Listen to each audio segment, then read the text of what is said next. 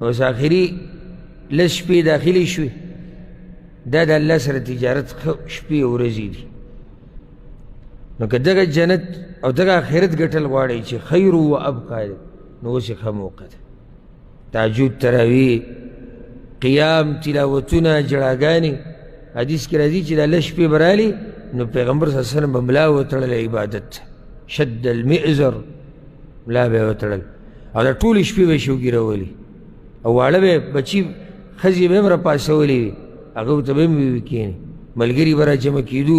جومات ته به راتلو هغوی لمونځونه سهاره پورې به د هغوی لمونځونه روان نو خیر دی دا یو څو شپې لږه ګزاره به ونه شي لږه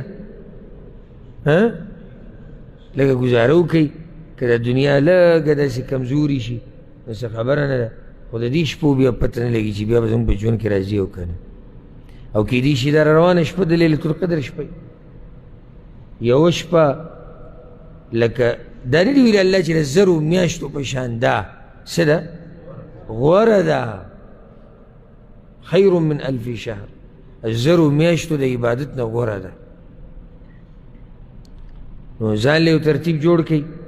په دې آخري لسو شپو کې کم سے کم د ټولو نه کمزوره انسان ځایم ټولو نه کمزوره چې یو پیر قرآن ختم کړي دا به په موږ کې بلکل صفر وي هغه چې هېڅ نه دی هغه به یو پیر قرآن ختموي نور ځوانان تکړه خلک هغوی په دې کې څو پیرې ختموي سلف صالحینو د ډېرو نه دا نقل دی چې په دې شپو کې به هغوی په ورځ کې یو پیر قرآن ختمو او دا ختمیږي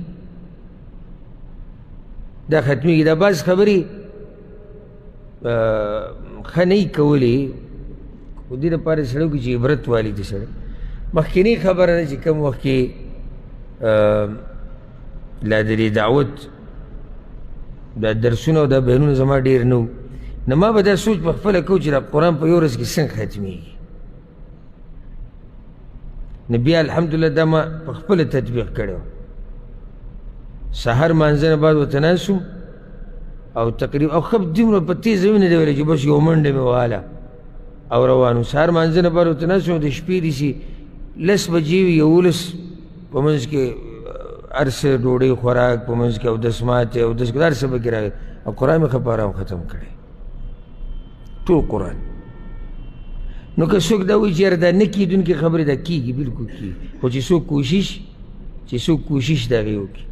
او ګران کار دی ما ته پته اوس که په خپله ما ته ووایي نو ما ته اوس سوچ کوم چې یاره دا لا څنګه